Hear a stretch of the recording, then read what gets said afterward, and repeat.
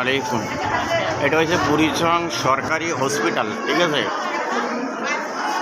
এখানে দেখেন মানুষ কিভাবে লাইন ধরে আছে, মানুষ ভোগান্তির ভিতরে আছে।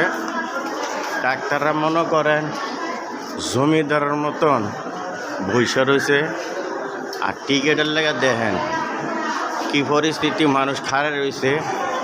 হ্যাঁ, 10 টাকা করে নেয় টিকেটের, বুঝেননি। এরপরও মানুষ এই দাঁড়ায় রয়েছে, কত ভোগান্তি, ঠিক আছে। এটা বুড়িচং সরকারি হসপিটাল।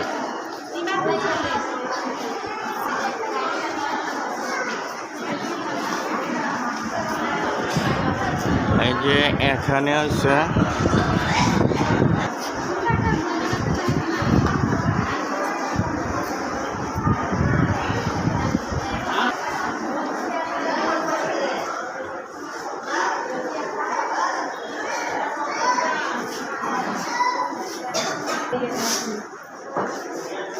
এইটাও খোলা আছে 110,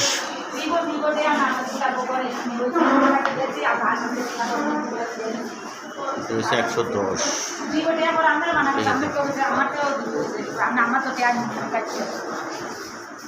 এটা হচ্ছে নতুন হসপিটালটা, কি বুঝেন না। এই যে এটা, আর যত ওষুধগুলো আছে সব কিন্তু বাহিরের থেকে নেওয়ার জন্য, তারা বলতেছে বাহিরের থেকে নেওয়ার জন্য। এটা নতুন হসপিটালটা, পুরানটা হয়েছে আমার বাম দিকে। হ্যাঁ, তো ওষুধগুলো আসে, ওষুধগুলো কোথায় যায়? প্রায় ফার্মেসির ভিতরে আপনি সরকারি ওষুধ দেখবেন, পাবেন। হ্যাঁ, তো এই ওষুধ সরকারি হসপিটালের ওষুধগুলা আপনার হসপিটালে তো দিতে হবে, তো এগুলো বাহিরে কেন দিবে?